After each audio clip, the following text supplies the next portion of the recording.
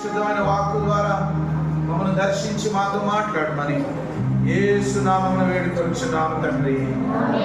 ఆమేన్. హల్లెలూయా. అందరూ చెప్పండి హల్లెలూయా. గట్టిగా హల్లెలూయా. హల్లెలూయా. హల్లెలూయా. హల్లెలూయా. హల్లెలూయా. ఆ ఫోన్స్ వాల్యూ పెంచాలి. హల్లెలూయా. గట్టిగా చెప్పండి హల్లెలూయా. మన ప్రభు అయిన యేసుక్రీస్తు నామమున మీకు అందరికీ శుభములు. ఈ పరిశుద్ధ పునరుత్థాన దినమున ఈ పరిశుద్ధ ఆదివారం ఆరాధనలో ప్రభు బిడ్డలైన మనం ఈ రీతిగా ఆ పరలోకపు తండ్రి సన్నిధిని చేరి ఆయనను స్తుతించి ఆరాధించుటకు ప్రభు ఇచ్చిన ఈ గొప్ప భాగ్యాన్ని బట్టి యేసయ్య నామమునకే మహిమ చెల్లిస్తున్నాం. హల్లెలూయా. Second one value mention. Second one హల్లెలూయా. గట్టి చెప్పండి హల్లెలూయా. హల్లెలూయా. హల్లెలూయా. హల్లెలూయా. హల్లెలూయా. హల్లెలూయా. దేవునికి స్తోత్రం కలుగునుగా. దయచేసి అందరూ నిశ్శబ్దంగా కూర్చున్నాం. ప్రభు మనల్ని కనికరించి మరొక పరిశుద్ధ దినమున ఆయన సన్నిధిలో ఉండడానికి ప్రభు చూపించాడు. హల్లెలూయా.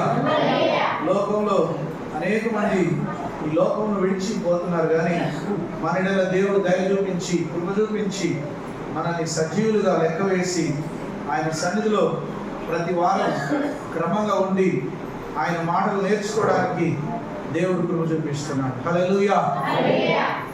అందుకే ఆయనను దేవుడుగా కలిగినటువంటి జనులు ధన్యులని దేవుని వాక్యం రాయబడింది. హల్లెలూయా. మనమందరం ధన్యులమైనమాట. అది ఎలా సంభవించిందంటే దేవుని యొక్క కృప వలన. హల్లెలూయా. మనుషుల జ్ఞానం వల్ల అది జరగలేదు, దేవుని కృప వలన మనం రక్షింపబడ్డాం. హల్లెలూయా.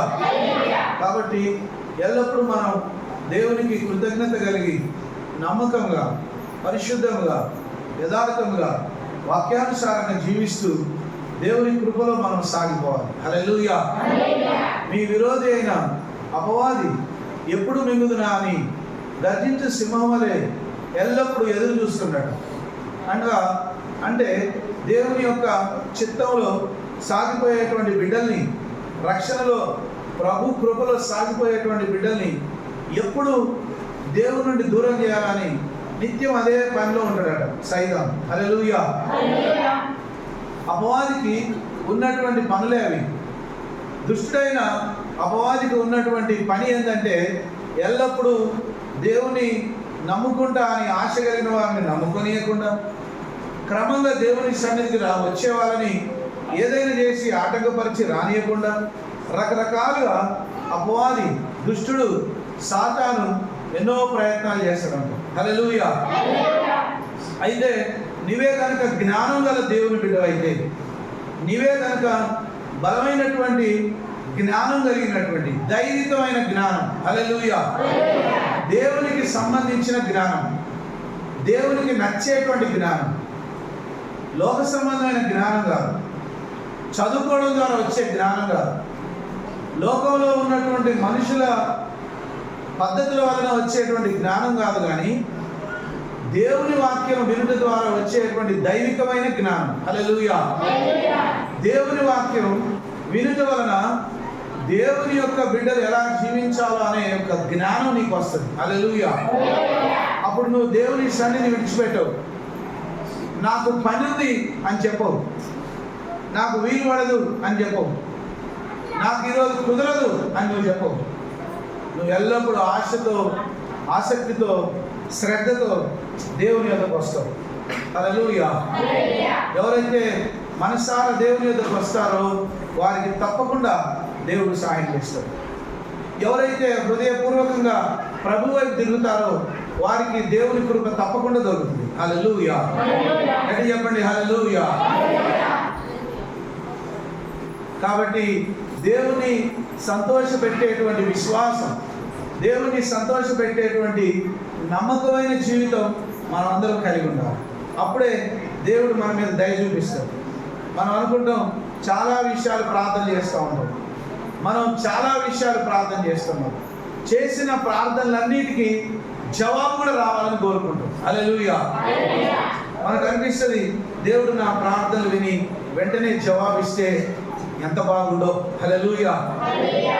దేవుడు నీ ప్రార్థన విని వెంటనే నీకు జవాబు ఇచ్చుకుంటూ పోతే అసలు నువ్వు చేతులు ఆగనే ఆగదు.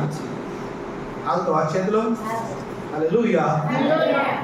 నువ్వు అడిగిందల్లా ఇస్తాడు, పట్టిందల్లా బంగారం అయిపోతుందంటే నువ్వు అసలు దేవుని మాట అసలే వినవు. హల్లెలూయా. దేవుని నిత్యం మనం మొరపెట్టాలి, నిత్యం ప్రార్థించాలి. అడిగేది పొందుకునే వరకు ప్రార్థన చేయాలి. హల్లెలూయా. అడిగింది ఏం చేయాలట? పొందుకునే వరకు ప్రార్థన చేయాలి. నీలో ఎప్పుడు కూడా అల్ప విశ్వాసం రావద్దు. దేవుడు సహాయం చేయలే, దేవుడు ఆదుకోలేడులే, దేవుడు అసలు నన్ను చూడట్లేదులే, దేవుడు నా ప్రార్థన వినట్లేదులే, దేవుడు ఎందుకో ఇట్లా చేస్తాడు, ఇవన్నీ సైతాన్ మాటలు, దేవుని మాటలు కాదు. హల్లెలూయా. దేవుని యొక్క చిత్తం లేకుండా ఒక చిన్న పక్షి కూడా చనిపోదాడు. హల్లెలూయా. ఒక చిన్న పక్షి, ఒక పిచ్చుక, చిన్న మనం అంటాం దాన్ని ఏమంటారు, ఊరవిస్క అంటాం కదా, చిన్న పిట్టలు ఉంటాయి కదా. దేవుని చిత్తం లేకుండా ఈ భూమి మీద దేనికి కూడా మరణం రాదు. హల్లెలూయా. హల్లెలూయా. కాబట్టి మన జీవితంలో జరిగే ప్రతిదీ కూడా దేవుని యొక్క ఏర్పాటులో ఏదో ఒకటి ఉంటుంది. ఏదో విధంగా దేవుడు మనల్ని దర్శిస్తూ ఉంటాడు, మనతో మాట్లాడుతూ ఉంటాడు, మనల్ని నడిపిస్తూ ఉంటాడు. కొన్ని శోధనల గుండా, కష్టం గుండా, అనారోగ్యం గుండా, శ్రమ గుండా దేవుడు మనం నడిపించుకుంటూ పోతాం. హల్లెలూయా. ఎందుకంటే శోధింపబడిన మీదట మనం బంగారంలాగా మారిపోతాం. హల్లెలూయా.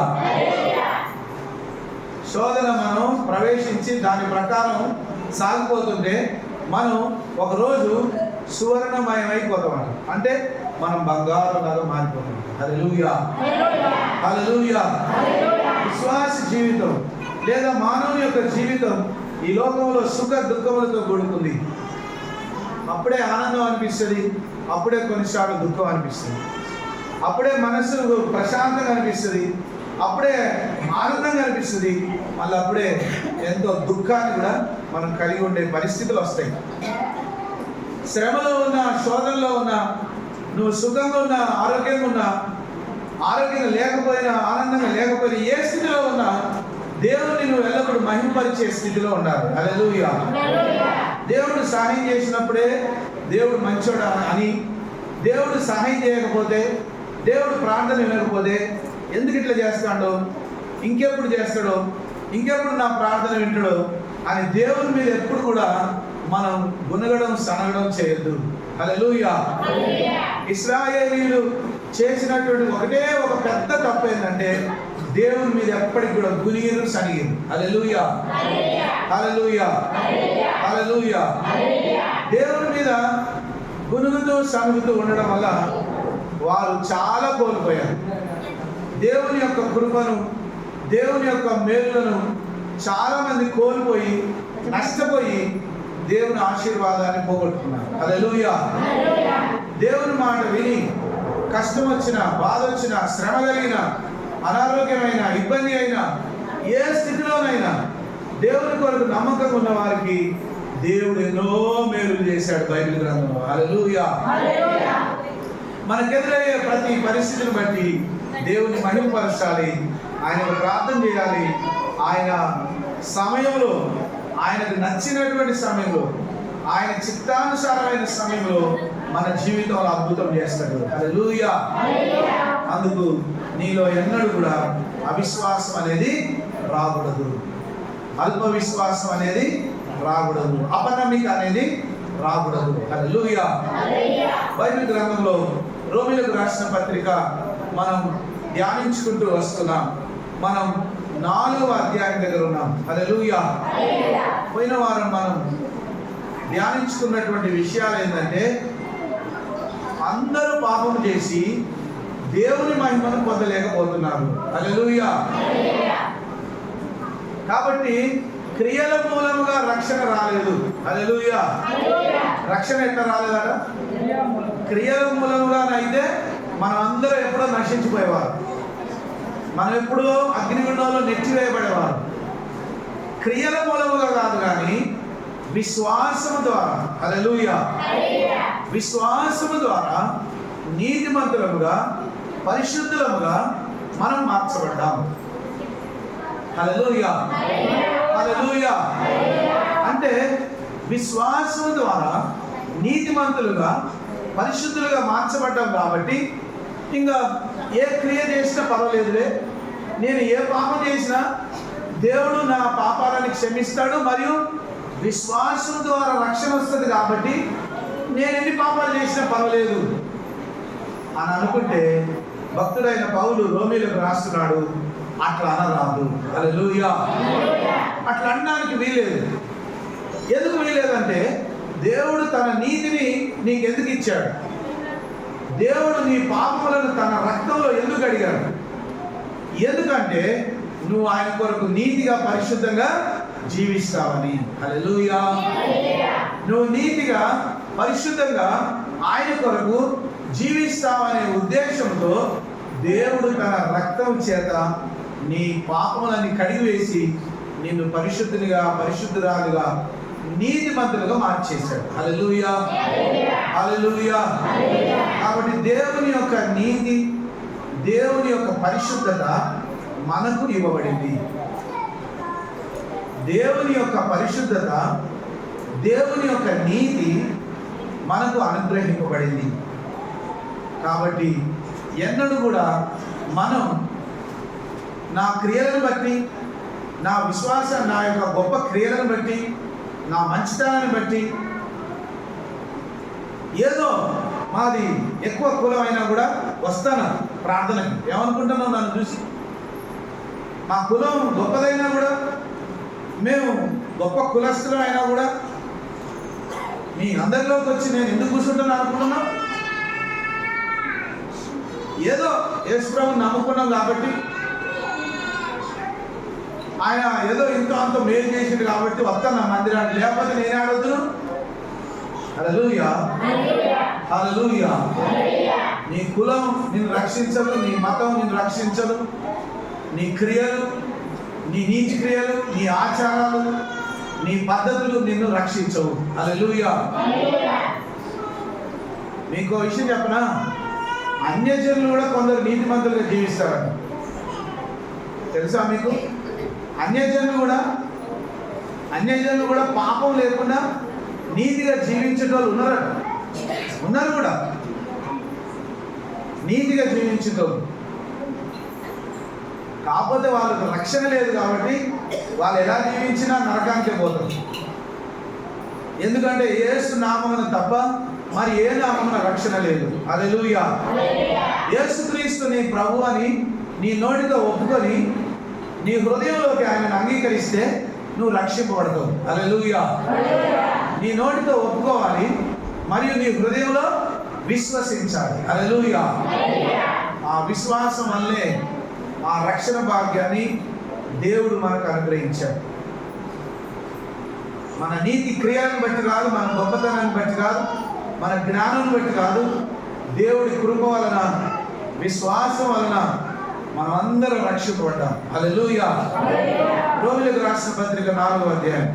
కాబట్టి శరీరం విషయమై మన మూల పురుషులకు అబ్రహాములకేమి దొరికినని అందుము. అబ్రహాము క్రియల మూలంగా నీతిమంతుడని తీర్చబడిన కదా అతనికి అక్షయ కారణము కలుగును, కానీ అది దేవుని ఎదుట కలగదు. లేఖనమేమి చెప్పుచున్నది? అబ్రహాము దేవుని నమ్మెను, అది అతనికి నీతిగా ఎంచబడెను. హల్లెలూయా. బైబిల్ గ్రంథంలో విశ్వాసం అనే మాట వచ్చినప్పుడు ఎక్కువ సార్లు ఎవరైనా అబ్రహాం గురించి చెప్తారు. అబ్రహాం గురించి ఎందుకు చెప్తారంటే, అబ్రహాము ఒక ముఖ్యమైన విషయంలో దేవుణ్ణి నమ్మిండు. హల్లెలూయా. అబ్రహాము ఒక ముఖ్యమైన విషయంలో దేవుణ్ణి నమ్మిండు. ఏ విషయంలో చెప్పండి? ఏ విషయంలో నమ్మిండు దేవుని?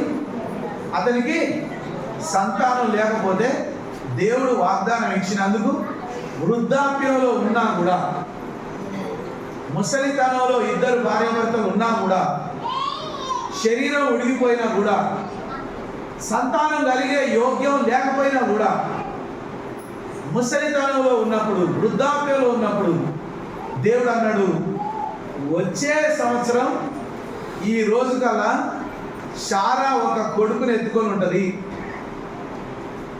కుమారుని కంటది అని అంటే ఆ గుడారాల వెనక, డేరాల వెనక ఉన్నటువంటి శారా నవ్విందట. ఎందుకు నవ్విందంటే, నేను ముసలిదాన్ని అయిపోయినా వృద్ధాప్యంలో ఉన్న నాకెట్లా పిల్లలు కలుగుతారని ఆమె తన మనస్సులో దేవుడు చేయబోయే కార్యం గురించి కొంచెం డౌట్ పడ్డదట. హల్లెలూయా. కానీ అబ్రహాము డౌట్ పడలే. దేవుని మనసారా నమ్మిండు. దేవుని మనసారా నమ్మి విశ్వాసమునకు తండ్రి అయిపోయినాడు. హల్లెలూయా. అబ్రహాము కూడా తన క్రియలను బట్టి రక్షింపబడలేదు, కానీ అబ్రహాము దేవుని నమ్మెను. హల్లెలూయా. అబ్రహాముకు కుమారుడు అనుగ్రహింపబడినప్పుడు దేవుడు అన్నాడు, నీ కుమారుని తీసుకెళ్ళి ఆ పర్వతం మీద బలి ఇచ్చేయి, నాకు బలి ఇవ్వాలి.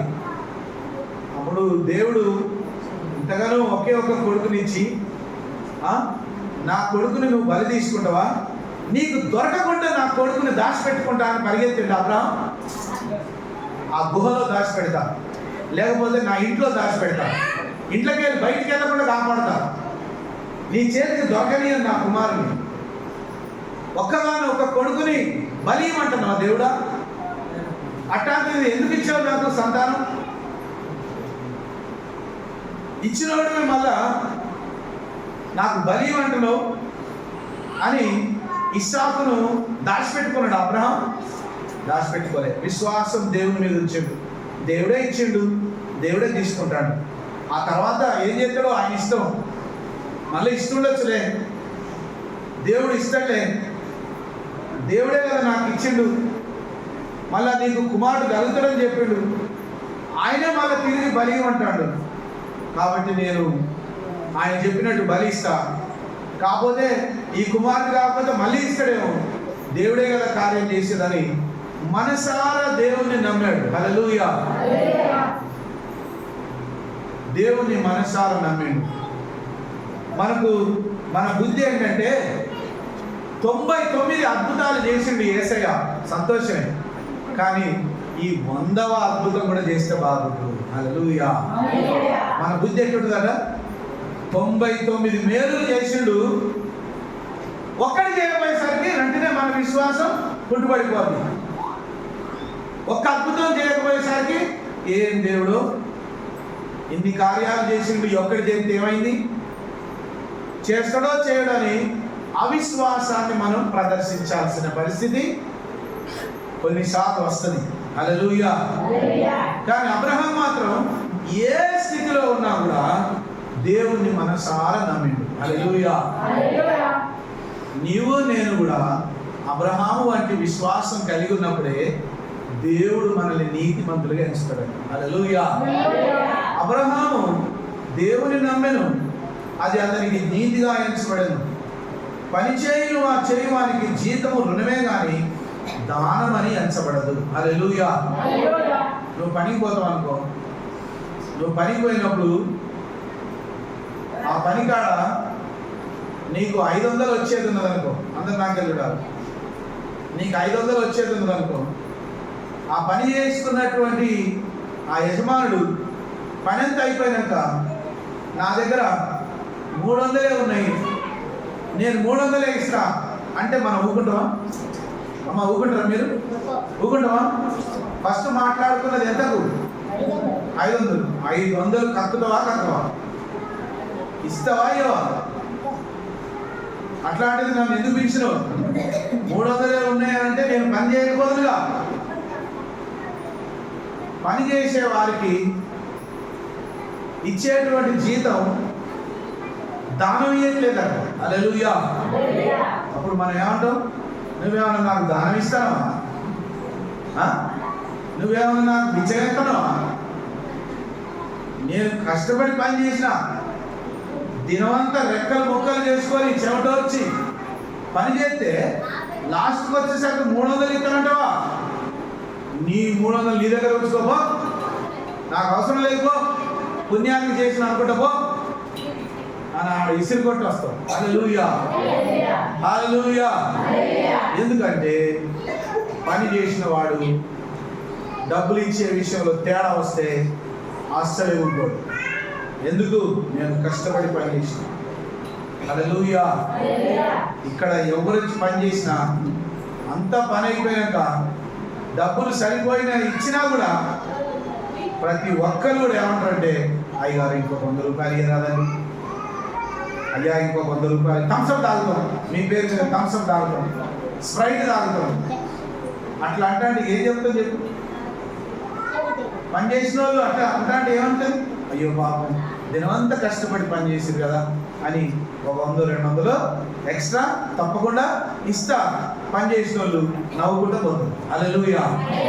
ఇక్కడ పని చేసిన వాళ్ళని ఎవరిని కూడా ఏడ్చుకుంటూ పోయిన వాళ్ళు లేరు. అట్లా ఎవరిని అట్లా బోనియను, అట్లా బోధించడానికి వీల్లేదు. ఎందుకంటే దేవుని మందిరం దగ్గర పనిచేసిన వాళ్ళు సంతోషంగా పోవాలని ఒక పైసా ఎక్కువ ఇచ్చి పంపిస్తా. హల్లెలూయా, హల్లెలూయా. ఒకవేళ నేను ఎప్పుడైనా డబ్బులు తక్కువ ఇస్తా అంటే వాళ్ళు ఊరుకుంటారా? పెద్ద పురాణం చదివేస్తారు. ఏమని? ఇంత పెద్ద జాగ ఉన్నది, ఇంత పెద్ద అయ్యగారివి, ఇంత పెద్ద ఇల్లు ఉన్నది, మేము కష్టపడి పని చేస్తే డబ్బులు ఇయ్యనని పంపిస్తావా? మళ్ళీ ఇచ్చేదానికి ఒప్పుకున్న దానికి మాట తప్పి తక్కువ ఇచ్చి పంపిస్తావా?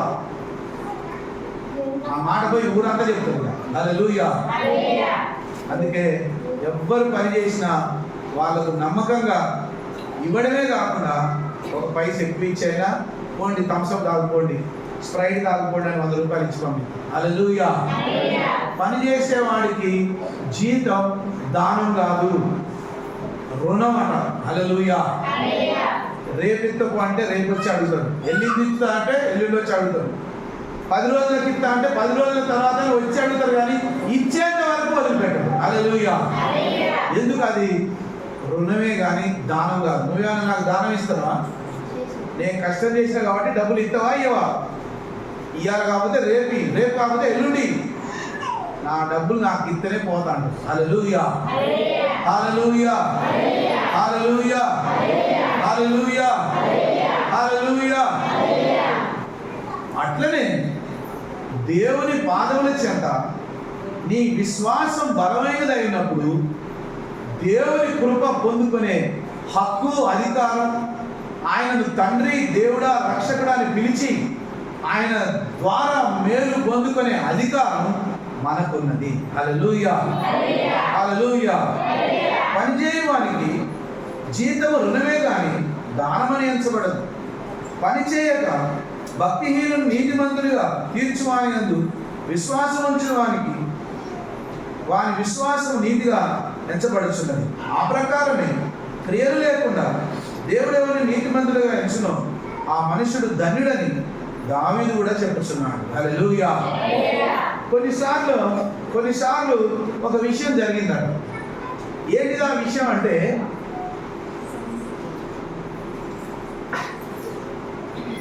దేవుని కొరకు వాడు జీవించిన జీవితం ఏమి లేకపోయినప్పటికీ కూడా దేవుని నమ్మేసరికి వెంటనే రక్షణ వచ్చిందట. హల్లెలూయా.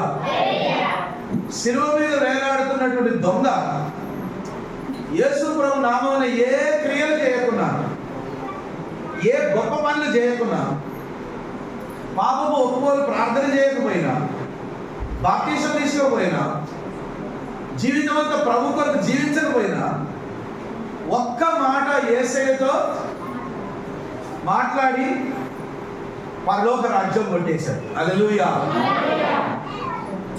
ఒక్క మాటతోనే నమ్మకం, విశ్వాసం, ఈయన మీద నమ్మకం పెడితే నాకు పరలోకం ఇస్తాడు, నన్ను స్వర్గానికి తీసుకుపోతాడు. వాడు మనసారా నమ్మి పరలోక భాగ్యం పొందుకున్నాడు. హల్లెలూయా, హల్లెలూయా, హల్లెలూయా, హల్లెలూయా, హల్లెలూయా, హల్లెలూయా, హల్లెలూయా, హల్లెలూయా.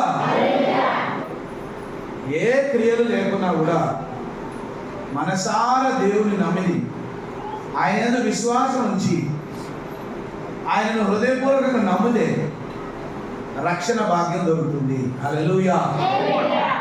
కొన్నిసార్లే అలా జరుగుతుంది. కొన్నిసార్లు కొందరి హృదయాలు దేవునికి నచ్చినప్పుడు దేవుని కొరకు వాళ్ళు ఏం చేయకపోయినా వాళ్ళ మీద దయ చూపించి రక్షణ ఇస్తాను. హల్లెలూయా. ఇది దేవుని కృప వలన వచ్చిన రక్షణే. మన క్రియలను బట్టి కాదు, మన నీతి క్రియలను బట్టి కాదు, మన గొప్పతనాన్ని బట్టి కాదు, మన జ్ఞానం బట్టి కాదు. దేవుని కృప వలన, విశ్వాసం వలన మనం అందరం రక్షింపబడ్డాం. హల్లెలూయా. ఎలాగనగా తన అతిక్రమములకు పరిహారం నందినవాడు, తన పాపములకు ప్రాయశ్చిత్తం నందినవాడు ధన్యుడు. ప్రభు చేత నిర్దోషి అని ఎంచబడిన వాడు ధన్యుడు. ఈ ధన్యవచనము సున్నతి గల వారి గురించి చెప్పబడినదా, సున్నతి లేని వారి గురించి చెప్పబడినదా? అబ్రహాము యొక్క విశ్వాసం అతనికి నీతి అని ఎంచబడిన అనుకున్నాం కదా. మంచిది. అది ఏ స్థితి అందు ఎంచబడను? సున్నతి కలిగి ఉండినప్పుడా, సున్నతి లేనప్పుడా? సున్నతి కలిగి ఉండినప్పుడు కాదు, సున్నతి లేనప్పుడే. మరియు సున్నతి లేని వారైనను నమ్మిన వారందరికీ అతడు తండ్రి యొక్కటి వలన వారికి నీతి ఆరోపించుటకై అతడు సున్నతి పొందక మునుపు తనకు కలిగిన విశ్వాసం వలన నీతికి ముద్రగా సున్నతి అని గుర్తుపట్టింది.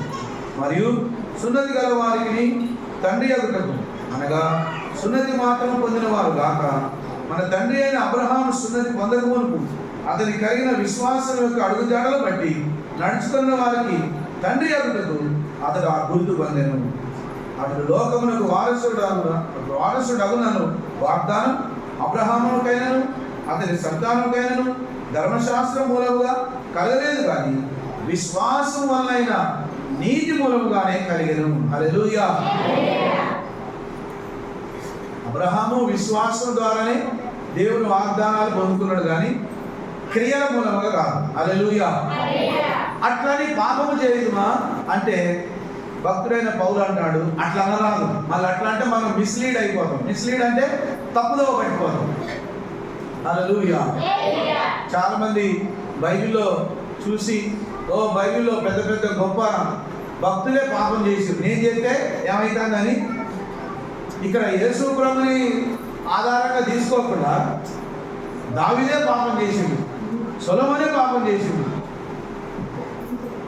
మరి యోసేపు పాపం చేసిండా? మరి యోసేపుని మాదిరిగా తీసుకోవచ్చుగా. హల్లెలూయా. హల్లెలూయా. దేవుని అడుగు జాడలలో మనం నడవాలి, ఆయననే మనం మాదిరిగా తీసుకోవాలి. కానీ బైబిల్లో ఉన్న మనుషులను బట్టి కానీ లోకంలో ఉన్న మనుషులను బట్టి కానీ నీవు జీవించొద్దు. ఎందుకంటే నీకు రక్షణ వచ్చింది నీ నీతి క్రియలను బట్టి, నీ గొప్పతనం బట్టి కాదు. నీవు దేవుని మనసారా నమ్మినవు కాబట్టి నీకు రక్షణ వచ్చింది. హల్లెలూయా. ఈ గొప్ప రక్షణ భాగ్యాన్ని కాపాడుకుంటావో పోగొట్టుకుంటావో కూడా నీ ఇష్టమే. మరణం వరకు. హల్లెలూయా. ఎప్పటి వరకు అట? మరణం వరకు ఈ విశ్వాసం నువ్వు కోల్పోవద్దు. అంతవరకు ఈ విశ్వాసాన్ని నువ్వు కాపాడుకోవాలి. మరణం వరకు నీ విశ్వాసాన్ని నిలబెట్టుకోవాలి. నువ్వు రక్షింపబడ్డావు విశ్వాసం ద్వారా. నువ్వు చనిపోతే పరలోకం పోతావు, విశ్వాసం ఉంచు. నీ పేరు జీవ గ్రంథంలో రాయబడి ఉంది, విశ్వాసం ఉంచు. నువ్వు మరణిస్తే దేవుని యొద్దకు వెళ్తావు, నమ్ము. అబ్రహాము కూడా నమ్మిండు కాబట్టి అది అతనికి నీతిగా ఎంచబడెను. హల్లెలూయా.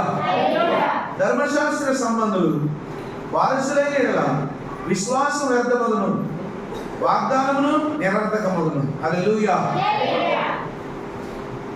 దేవుడు ధర్మశాస్త్రాన్ని ఇచ్చాడు.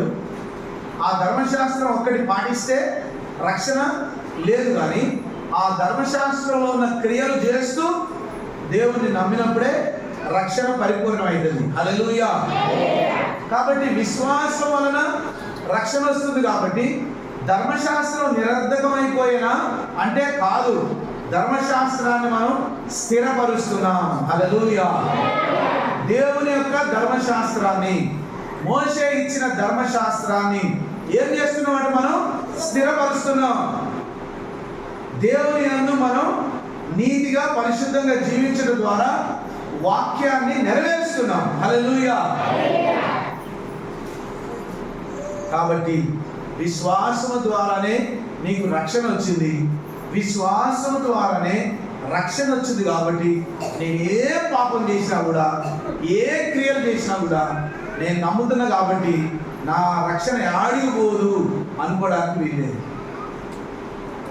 నీతిగా జీవించాల్సిందే, పరిశుద్ధమైన క్రియలు నీలో ఉండాల్సిందే, దేవునికి ఇష్టమైనటువంటి జీవితం ఉండాల్సిందే, మరియు నువ్వు రక్షింపబడ్డావని విశ్వాసం కూడా ఉండాల్సిందే. హల్లెలూయా, హల్లెలూయా, హల్లెలూయా, హల్లెలూయా, హల్లెలూయా, హల్లెలూయా. ఈ హేతు చేతను ఆ వాగ్దానమును యావత్ సంతతికి, అనగా ధర్మశాస్త్రం గల వారికి మాత్రము కాక అబ్రహాముకున్నట్లయి విశ్వాసము గల వారికి కూడా దృఢము కావాలని కృపను అనుసరించినదై ఉండునట్లు అది విశ్వాస మూలమైనదాయను. తాను విశ్వసించిన దేవుని ఎదుట, అనగా మృతులను సజీవులను చేయువాడును లేనివాడిని ఉన్నవుగా అని పిలుచువాడునైనా దేవుని ఎదుట అతడు మా అందరికీ తండ్రి అయి ఉన్నాడు. ఇందును గురించి నేను అనేక జనములకు తండ్రిగా నియమించిందని రాయబడి ఉన్నది. హల్లెలూయా. అందుకే అబ్రహాము పిల్లలం అని చెప్పగలుగుతాం. మేము కూడా అబ్రహాం పిల్లలం అని చెప్పాలి మనం. ఎందుకు అబ్రహాం పిల్లలం అంటే మనం కూడా అబ్రహాం లాగా విశ్వాసం ఉంచుతాం దేవుని మీద. అబ్రహాం లాగా దేవుని నమ్ముతున్నాం మనం కూడా. హల్లెలూయా. విశ్వాసం ద్వారా రక్షింపబడిన నీవు ఆదివారం రాగానే ఎన్ని పనులున్నా కూడా నా దేవుడు సాయం చేస్తలే, ఈ పని ముఖ్యమా, నా దేవుడు ఆదుకుంటాడులే, ఈ డబ్బు ముఖ్యమా, నా దేవుడు కృప చూపిస్తాడే, ఆయన కృప ఉన్నాక నాకేం భయం అని అన్ని పనులు ఆడ పడేసి నువ్వు పరిగెత్తుకొని వచ్చి దేవుని మందిరం కూర్చోవు. హల్లెలూయా. అప్పుడే నువ్వు బలమైన విశ్వాసమైనవు. అప్పుడే నీ యొక్క రక్షణ స్థిరపడి ఉంటుంది. ఎందుకంటే దేవుని సన్నిధి చాలా ముఖ్యమైనది. వారమంతా మీరంతా నాకు కనబడదు, నేను కూడా మీకు కనబడను. వారమంతా నువ్వు ఎక్కడో నీ పనులలో ఉంటావు, నువ్వు ఎక్కడెక్కడో ఉంటావు. ఆదివారమే మనం అందరం ఇక్కడ దేవుని సన్నిధిలో కలుసుకుంటాం. ఈ సమయాన్ని నువ్వు పోగొట్టుకోవద్దు, ఈ సమయాన్ని నువ్వు నిర్లక్ష్యం చేయొద్దు. ఇది ఎంతో శ్రేష్టమైన సమయం. ఎందుకంటే దేవుడు తన కృప ద్వారా కనికరించి మనకు రక్షణను అనుగ్రహించాడు. హల్లెలూయా. నిన్ను అనేక జనములకు తండ్రిగా నియమించింది అని వ్రాయబడి ఉన్నది. నీ సంతానం ఇలా ఉండునని చెప్పబడిన దానిని బట్టి తాను అనేక జనములకు తండ్రి అన్నట్లు నిరీక్షణకు ఆధారం లేనప్పుడు అతడు నిరీక్షణ కలిగి నమ్మెను. హల్లెలూయా. నిరీక్షణకు ఆధారం లేదు. ముసలోళ్ళు అయినాక ఎవరైనా పిల్లలు అంటారమ్మా? 35 సంవత్సరాలు 30 సంవత్సరాల వరకు పెళ్లి చేయకుండా ఉంటాం మనం. పిల్లలకి 23, 24 రాగానే అమ్మో నా కొడుకు పెళ్లి చేయాలి, నా బిడ్డకు పెళ్లి చేయాలి. మళ్ళీ బాగా వయసు వచ్చినాక పిల్లలు పుడితే ఆరోగ్యం పాడైతే, పుట్టిన పిల్లలు మంచుకుంటారో ఉండరో, రకరకాల డౌట్లు ఉంటాయి మనకి. అబ్రహాం ఇవన్నీ ఏం పెట్టుకోకుండా డైరెక్ట్గా దేవుని నమ్మేసినాడు. ఏమని? మాట ఇచ్చిన దేవుడు తప్పకుండా నెరవేరుస్తాడు, నమ్ముతాను అంతే. ఎవరు చేయలేని కార్యం చేస్తేనే అదే దేవుడు చేసే కార్యం. హల్లెలూయా. ఎన్నడూ ఎక్కడ జరగని కార్యం జరిగిందంటే అది ఎవరు చేసినట్టు? దేవుడే చేయగలుగుతాడు. ఇది జరుగుతుందా? ఇది మన వల్ల అవుతుందా? ఇది జరిగే పనేనా అని ఎన్నో ఎన్నో డౌట్లు కలిగి ఉంటాయి. అయితే దేవుడు తప్పకుండా దానిని చేయగలుగుతాడు. హల్లెలూయా. యేసు ప్రభు భూమి మీద ఉన్నప్పుడు పుట్టు గుడ్డోని బాగు చేసింది.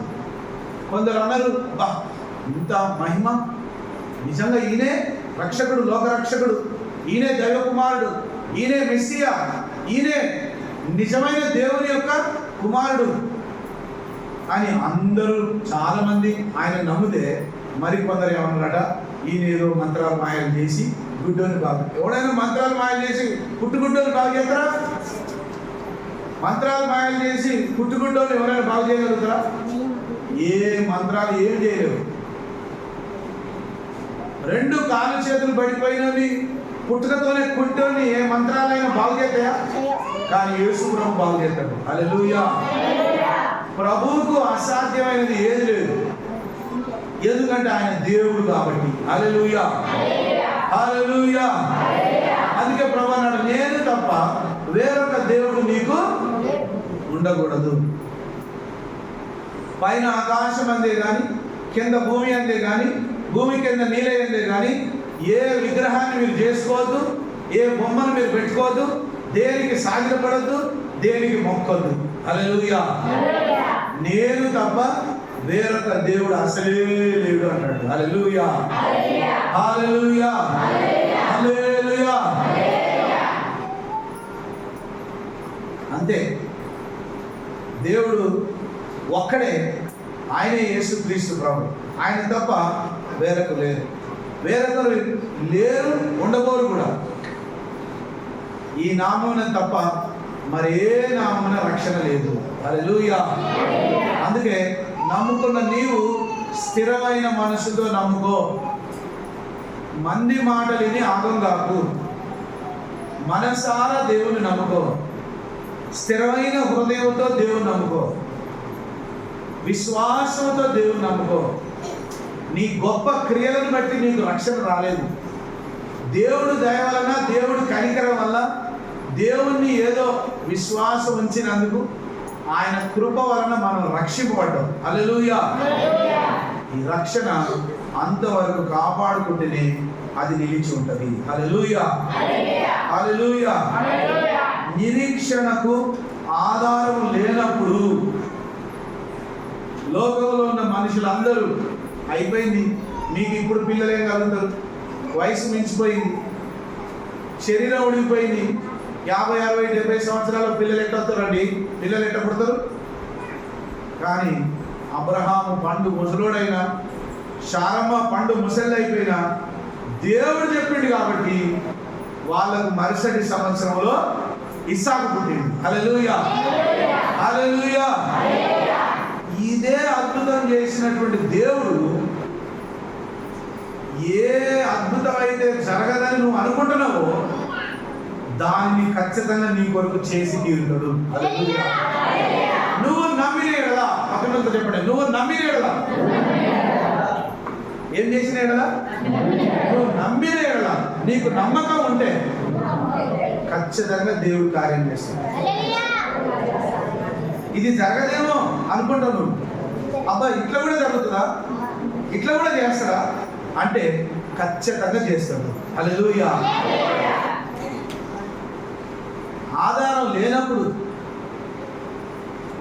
ఎక్కడ కూడా నిరీక్షణ లేనప్పుడు, ఇక జరగదులే అనుకున్నప్పుడు, ఇది అయ్యే పని కాదులే అనుకున్నప్పుడు, ఇది ఎవరి వల్ల అయ్యే పని కాదులే అని అనుకున్నప్పుడు దేవుని వలన జరిగింది. హల్లెలూయా, హల్లెలూయా.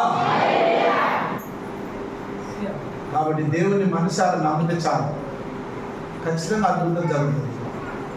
నీలో అవిశ్వాసం, అపనమ్మకం రావద్దు.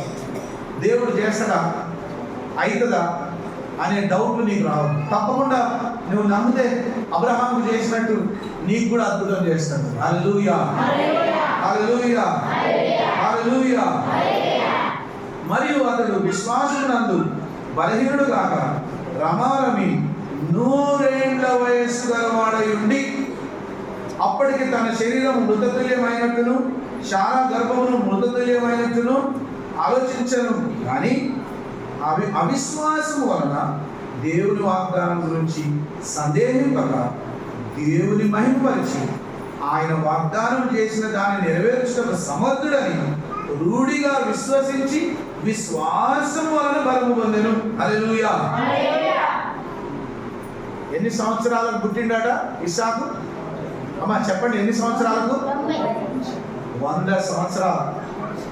శారాకు 90 సంవత్సరాలు. శారాకు 90 సంవత్సరాలు, మరి అబ్రహాముకి ఎన్ని సంవత్సరాలు? 100 సంవత్సరాల ముసలోనికి మనం పెళ్లి చేద్దామా? అంటామా మనం? ముసలోడా నీకెందుకురా పెళ్లి? వయసు మీద పెళ్లి చేసుకోలేదు కానీ ఈ ముసలితనానికి వచ్చినాక పెళ్లి ఎందుకురా నీకు అంటామా? సావుదానికి వచ్చినాక నీకెందుకయా పెళ్లి? అప్పుడే వయసు మీద ఉన్నప్పుడు పెళ్లి చేసుకోపోయినావు. అప్పుడు పెళ్లి చేసుకోలేదు కానీ ముసలితనానికి వచ్చినాక ఇప్పుడు నాకు తోడు లేదు కాబట్టి నేను పెళ్లి చేసుకుంటాను ఎవడని ముసలోడు అంటే మనం ఏమంటాం? నా తోడు చచ్చిపోయేటోని నీకెందుకురా? కానీ అబ్రహాంకు అవిశ్వాసం రాలేదా? నాకు 100 ఏళ్ళు వచ్చినాయి, నేను ముసలోని అయిపోయినా నాకెట్లా పిల్లలు కలుగుతారు? ఎన్నెన్నో డౌట్లు ఎదురైనట్టు కానీ స్థిరమైన మనసుతో హల్లెలూయా హల్లెలూయా ఆయన వాగ్దానము చేసిన దానిని నెరవేర్చుటకు సమర్థుడు. హల్లెలూయా. మాట ఇచ్చి మాట తప్పని దేవుడని, తప్పకుండా మాట తప్పడు, నెరవేర్చుతాడు, ఇచ్చిన మాట నెరవేర్చే సమర్థుడని నమ్మెను. హల్లెలూయా. మనుషులందరూ ఎన్నెన్నో చెప్పుండొచ్చు. శారా కూడా పొద్దున్నే లేచి నిన్న సాయంత్రం మా ఇంటికి దేవుడు వచ్చి అన్నాడు కదా, ప్రభు వచ్చి అన్నాడు కదా, నీకు వచ్చే సంవత్సరం నీ కుమారుడు కలుగుతాడంటే ఇంటి చుట్టుపక్కల వాళ్ళు కూడా నవ్విండొచ్చు బహుశా. కానీ అబ్రహాంకు డౌట్ రాదు. మాట ఇచ్చిందంటే మాట తప్పడు, ఆ మాట మీద నిలబడతాడు. మాట ఇచ్చిన దేవుడు చేయగలడు, నేను నమ్ముతున్నా. మనసారా నమ్మిండు. మరుసటి సంవత్సరంలో ఇస్సాకు కడుపులో పడ్డాడు. మళ్ళీ దేవుడు దర్శించే లోపున కుమారుని గన్నరు ఆయనకు ఇస్సాకు అని పేరు పెట్టాడు. 100 సంవత్సరాల వయసులో అబ్రహాము దేవుని నమ్మి ఆ విశ్వాసం ద్వారా పుట్టినటువంటి ఇస్సాకు అనే ఆయన కుమారుని ద్వారా దేవుడు ఇజ్రాయేలును ఇప్పుడు ఒక గొప్ప దేశం అక్కడ ఉన్నది. హల్లెలూయా. ప్రపంచం అంతటికి గొప్ప సాక్ష్యంగా ఉన్నది. ఇజ్రాయేలీలందరూ కూడా అబ్రహాము సంతానమే. ఇస్సాకు ద్వారా యాకోబు వచ్చిండు. యాకోబు ద్వారా యాకోబుకు ఇస్సాకు ఎంతమంది కుమారులు? 2. ఎవరెవరు? యాకోబు, ఏశావు. ఏశావు లోకానుసారం ఉండి దేవునికి దూరం అయిపోయాడు. అయితే యాకోబు దేవునికి ఇష్టం ఉండి ఇజ్రాయేల్ అయిపోయాడు. హల్లెలూయా. ఇప్పుడు ఇజ్రాయేల్ అంటే ప్రపంచం అంతటికి చిన్న దేశమైనా ఇజ్రాయేల్ను జయించడం లేదు. ఎందుకు? వాగ్దానం ఇచ్చిన వాడు నమ్మదగిన వాడు కాబట్టి. హల్లెలూయా. నీకేదైనా దేవుడు వాగ్దానం ఇస్తే ఏందిలే అని తీసి పక్కకు పెట్టకు. దాని గురించి ప్రతిరోజు ప్రార్థన చేయి. మాట ఇస్తే మాట తప్పడు దేవుడు. మాట ఇచ్చిందంటే మాట తప్పేటోడు కాదు. అబ్రహాముకి ఎట్లనో మనకు కూడా అట్లనే. ఆయన మనిషే, మనం కూడా మనుషులమే. ఏదైనా మాట ఇచ్చిందంటే, ఏదైనా ప్రవచనం చెప్పిందంటే, ఏదైనా వాగ్దానం ఇచ్చిందంటే దాన్ని ఎత్తిపట్టి ప్రార్థన చేయి. పొందుకునే వరకు అడుగు, ఇచ్చే వరకు అడుగు, విశ్వాసంతో అడుగు, ఇచ్చేంత వరకు అడుగు, పొందుకునేంత వరకు అడుగు. అప్పుడు దేవుడు అద్భుతం చేస్తాడు. విశ్వాసాన్ని పరీక్ష చేస్తాడు దేవుడు. మన నమ్మకాన్ని పరీక్ష చేస్తాడు. నీ నమ్మకం ఎట్లున్నది? నీ నమ్మకం కరెక్టా కాదా? దేవుడు చెక్ చేసుకుంటాడు. ఉత్తుగా కార్యం చేయడు దేవుడు. అందుకే కొందరికి అద్భుతాలు జరుగుతున్నాయి, కొందరికి అద్భుతాలు జరగట్లేదు. అద్భుతాలు జరిగిన వాళ్ళేమో దేవుడు కార్యం చేస్తాడని బాగానే నవ్వుతారు, అందరు సంతోషపడతారు. చేయని వాళ్ళు ఏమంటారు? దేవుడు మా మీద కార్యకరించట్లంటే అసలు నీకు బుద్ధి లేదు. ఎందుకంటే నమ్మట్లేదు. నమ్మకపోయేసరికి దేవుడు కార్యం చేయదు. నీ విశ్వాసం, నీ నమ్మకం నా దేవుడు తప్పకుండా చేస్తాడు. నీ కంటికి కార్యాలు కనబడకపోయినా నమ్ము, అంతే. గుడ్డిగా నమ్మేసాయి. నా దేవుడు చేస్తాడు. అబ్రహాముకు చేసిన దేవుడు నాకు చేయడా? అబ్రహాముకు కృప చూపించిన దేవుడు నాకు చూపించడా? తప్పకుండా చూపిస్తాడు. మనసారా నమ్ము. హల్లెలూయా. నీ నమ్మకం చొప్పున నీకు అద్భుతం ఖచ్చితంగా జరుగుతుంది. నీ కుటుంబ విషయం కావచ్చు, నీ పిల్లల విషయం కావచ్చు, నీ పంటల విషయం కావచ్చు, నీ పశువుల విషయం కావచ్చు, నీ పిల్లల చదువు విషయం కావచ్చు, నీ పిల్లల పెళ్లి విషయం కావచ్చు, నీ సంతానం విషయం కావచ్చు, అది ఏదైనా సరే నువ్వు నమ్మినేడుగా దేవుని మహిమను కళ్ళారా చూస్తావు. హల్లెలూయా. ఆయన వాగ్దానం చేసిన దానిని నెరవేర్చుటకు సమర్థుడని రూఢిగా విశ్వసించి విశ్వాసం వలన బలము పొందెను. అందుచేత అది అతనికి నీతిగా ఎంచబడెను. అది అతనికి ఎంచబడనని అతని నిమిత్తం మాత్రమే కాదు, కానీ మన ప్రభువైన యేసును మృతులలో నుండి లేపిన వాని యందు విశ్వాసం వచ్చిన మనకును ఎంచబడునని మన నిమిత్తం కూడా వ్రాయబడెను. హల్లెలూయా. జ్ఞానం గలవారైతే ఇప్పుడు అర్థమైంది చెప్పిన మాట. జ్ఞానం గలవారైతే అర్థమైంది. మళ్ళీ చదువుతా జాగ్రత్త వినండి. అది అతనికి ఎంచబడినని అతని నిమిత్తం మాత్రమే కాదు. హల్లెలూయా. అబ్రహాము మాత్రమే కాదట. అబ్రహాం ఇక్కడ స్పష్టంగా చెప్తాడు, ఏమోలే అబ్రహాము దేవుని నమ్మిండు కాబట్టి అబ్రహాంకి ఒక్కరికే చేస్తాడేమోలే, అబ్రహాంకి ఒక్కరికే చేస్తాడేమోలే అని ఒకవేళ నువ్వు ఇంకా డౌట్ పడతావేమో అని ఇక్కడ రాసి పెట్టాడు. ఇక్కడ రాసి పెడతాడు.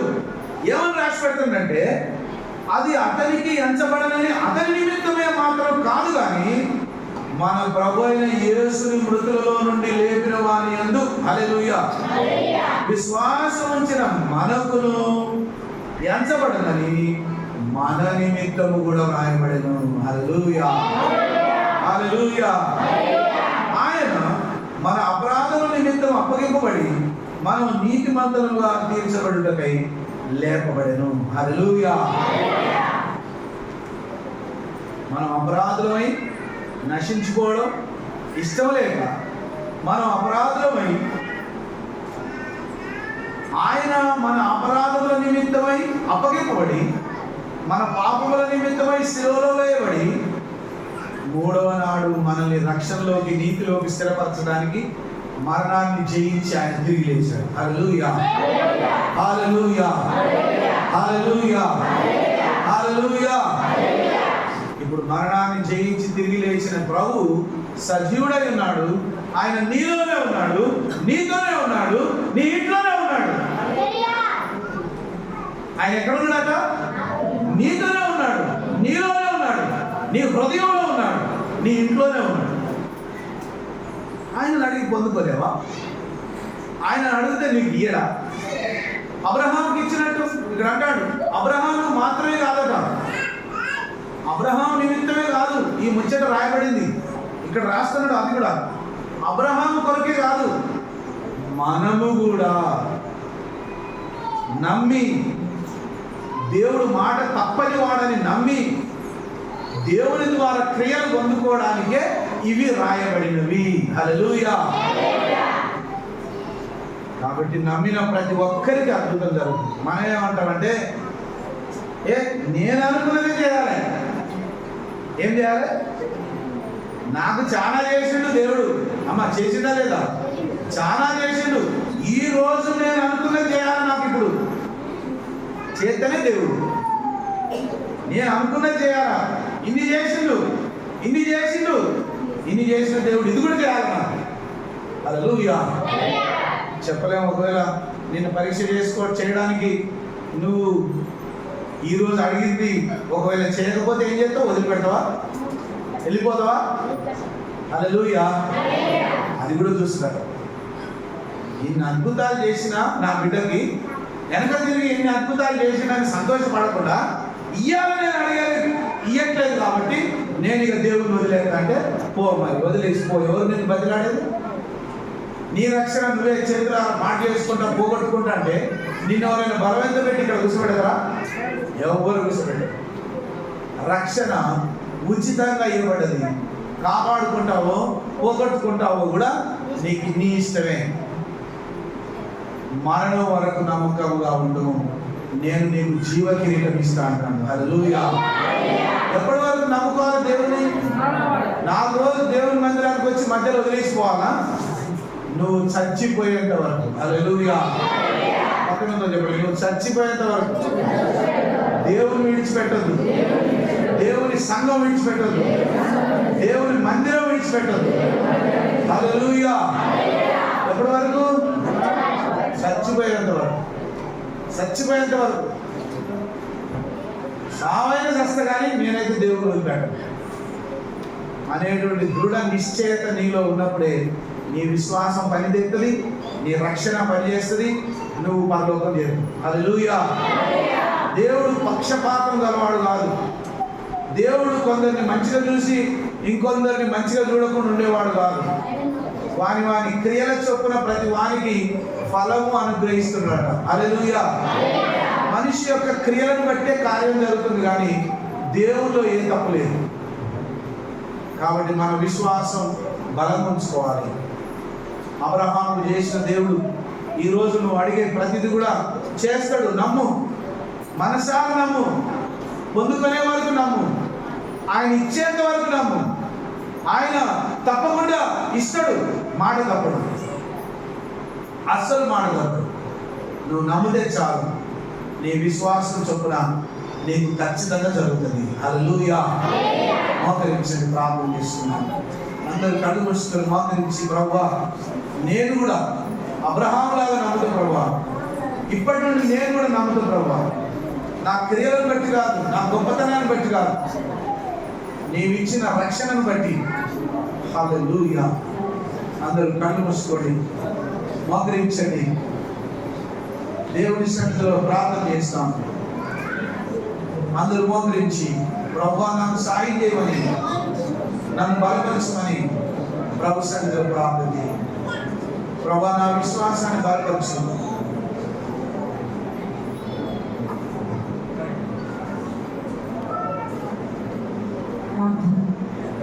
పరిశుద్ధుడా, గొప్ప దేవా, శైలంలో నిలబడి యెహోవా నామానికి స్తోత్రం నాయనా. అద్భుతకరుడా, ఆశ్చర్యకరుడా,